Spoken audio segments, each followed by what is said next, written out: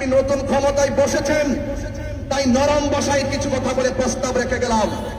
যদি আপনিও যদি সেই শক্তির মহাজন ইউনূসের মতো যদি আপনি যদি সেই খুনিদেরকে শাস্তি দিতে বিলম্ব করেন, একদিন এই শান্তিপ্রিয় জনতা আপনার বিপরীতে মাঠে নামতে বাধ্য হবে। যখন আমার ভাই রইসুদ্দিনকে নির্মমভাবে মিথ্যা অপবাদ দিয়ে মব ভায়োলেন্সের মাধ্যমে হত্যা করা হয়েছিল, তখন ক্ষমতায় কে ছিল?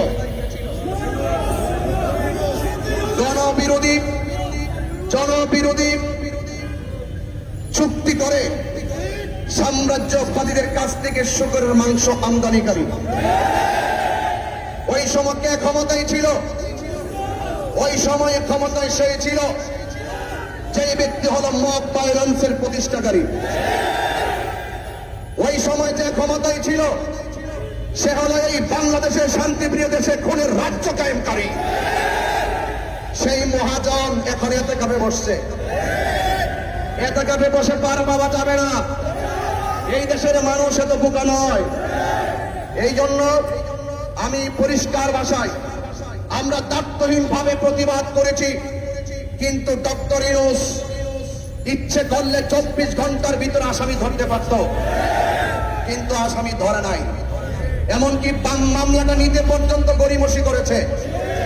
এই জন্য কথা হলো একটাই, যে হাত খুন করে যদি এই দেশে যদি সুষ্ঠু বিচার না করা হয়, যেই হাত খুন করে সেই হাত রাখবো না ইনশাআল্লাহ।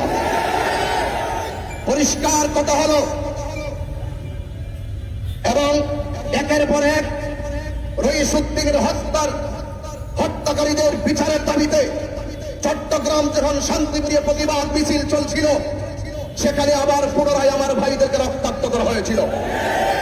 সেটাও ওই মহাজন ইউনূসের আমলে। এই জন্য আমি বলবো, এই ইউনূস এই দেশকে, দেশের মানুষের আবেগ নিয়ে খেলা করে এই দেশটাকে খুনের রাজ্য প্রতিষ্ঠা করেছে।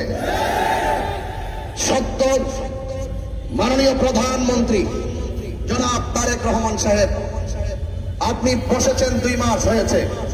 এই জন্য আপনার কাছে আমি অনুরোধ করব, মেহেরবানি করে ইতিমধ্যে আপনার সামনে একটি স্মারকলিপি প্রস্তুত করা হয়েছে।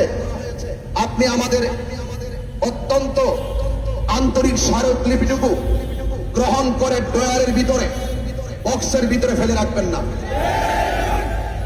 এই স্মারকলিপি হাতে গ্রহণ করে অপরাধীদেরকে তাৎক্ষণিকভাবে বিচারের আওতায় আনতে হবে, তাদেরকে গ্রেফতার করতে হবে এবং পাশাপাশি তাদেরকে দৃশ্যমান শাস্তি প্রদান করে আমাদের অন্তরে যে পিপাসা, সেই পিপাসাকে নিবারণ করতে হবে। আর যদি এর ব্যতিক্রম করেন, আমরা এই দেশের শত্রু নয়, আমরা এই দেশের শান্তি চাই, আমরা মানুষের অধিকার প্রতিষ্ঠা করতে চাই, সম্প্রীতির লক্ষ্যে কাজ করতে চাই। আমরা এই দেশের 70% সুন্নি জনতা বারবার আমাদের সাথে রাষ্ট্রতন্ত্র প্রতারণা করেছে। আমি চাই না আপনি সেই প্রতারকদের সামিল হন। অনতি বিলম্বে স্মারকলিপি গ্রহণ করে আমার ভাই মাওলানা রইসুদ্দিনের হত্যাকারীদেরকে গ্রেফতার করে দৃষ্টান্তমূলক শাস্তি দিতে হবে। আর যদি দৃষ্টান্তমূলক শাস্তি দেওয়া না হয়, আপনি ভালো করেই জানেন, এই সেই ঢাকার প্রেস ক্লাব 4-5 জায়গায় বাধা দিয়ে কিন্তু আমাদেরকে দাবি রাখতে পারে নাই।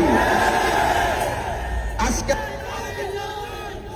আমার ভাইয়েরা, আপনি আমার ভাই মেরে ফেলবেন, আমার ভাইয়ের মামলা নেবেন না, আপনি এক মাঠে একজনকে প্রোগ্রাম করতে দিবেন, আবার আমাদেরকে দূরে ঠেলে রাখবেন।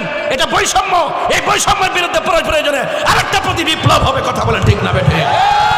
আজকে আমার পোলাডারে মাইরা নিছে, আজকে আমার পোলাডারে মিথ্যা অপবাদ দিয়া ফিডাইয়া মাইরা নিছে, পিটাইয়া মাইরা নিয়ে থানাত নিচ্ছে, থানার মধ্যে নিয়ে অবহেলা করে তারে পানি খাইতে দিছে পুলিশের সামনে গাড়িতে। যারা মারছে তারা বলতেছে পানিও খাওয়ান যাইতো না। এই ভিডিও ফুটেজ টাচ খাইছে আমার কাছে। একটু পানি ছেছে, পানিটা বলে দেয় নাই, আবার হেলাইবে বলতেছে। এখন আজকে আমার সুন্নিরা লাশ লয়ে গেছে থানায়, পুবাইল থানাতে। যাওয়ার পরে গাজীপুর যাওয়ার পরে মামলাটা রাখে নাই। হত্যাকারীর পক্ষে 5-700 লোক আইসা পড়ছে, না মামলা নন যাইতো না। দেশ না স্বাধীন হয়েছে, যার কাছে যা তার কাছে কথা দেশ কয়। এই বৈষম্য ঠিকই রয়ে গেছে, কথা কোন ঠিক না বেঠে? আমরা শরৎ উদ্যানে প্রোগ্রাম করতে পারি না, আরেকটা গোষ্ঠী প্রোগ্রাম করে, আবার আমাদেরকে দেয় না, আবার 3 তারিখে আরেকটা গোষ্ঠীকে দিতেছে। এই বৈষম্য রয়ে গেছে। এই জন্য বোঝা গেল এই দেশের যার কাছে দেশ যা তার কথাই কয়।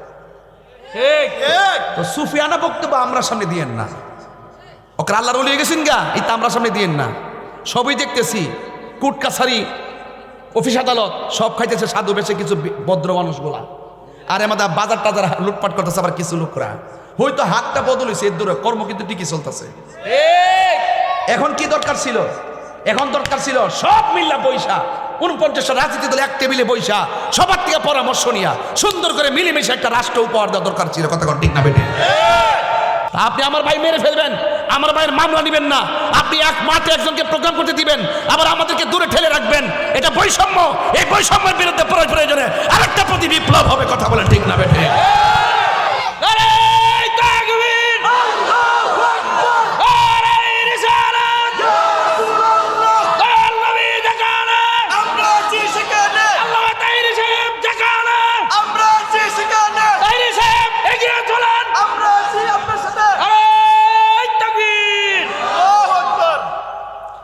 আমারে খুঁজতেছে অনেকভাবে, মামলা টামলা দিয়ে একবারে সেট চালাইছে। আমি কইছি বাবা আমি তাহির হুজুর, আমার হাতের কবজির দাম আছে, এই হাত দিয়ে আমি জীবনে নবীর বিরুদ্ধে লিখি নাই। আমার জবানে কথার দাম আছে, এই জবান দিয়ে কোনো নবীর বিরুদ্ধে কথা বলি নাই। শুধু পারি না এই সুন্নিটির ফারানে পারি না, এর এক কাপ চা খাই দুইটা জায়গা। কিতাব হাইছ তোরা, কিতাব হাইছ জীবন ঘরটা বিল্ডিং দিয়ে বান্ধা দিছে। সুন্নিগিরি করো তোমরা। আবার আগামীতে সিদ্ধান্ত নিব সুন্নিরা থাকবে একজোট, এরপরে হবে ব্যালটে ভোট। আমাদেরকে অবহেলা করে একটা সাইডে ফেলে রেখা, অথচ মেজরিটি পার্সেন্ট হলাম সুন্নি। এত সুন্নি হওয়ার পরও আমাদের একটা সাইড করে ফেলে রেখা, রাষ্ট্রের সুবিধা তারা নেয়, রাজনৈতিক সুবিধা তারা নেয়, অর্থের সুবিধা তারা নেয়, রাষ্ট্রে ট্যাগ রাখা সুন্নিদেরকে, কথা কোন ঠিক না বেঠি? এখন সুন্নিরে এক থাকতে হবে, বুড়াবুড়ি পরে আগে এখন, আগে নিজেদের জোট, তারপরে ব্যালটে ভোট।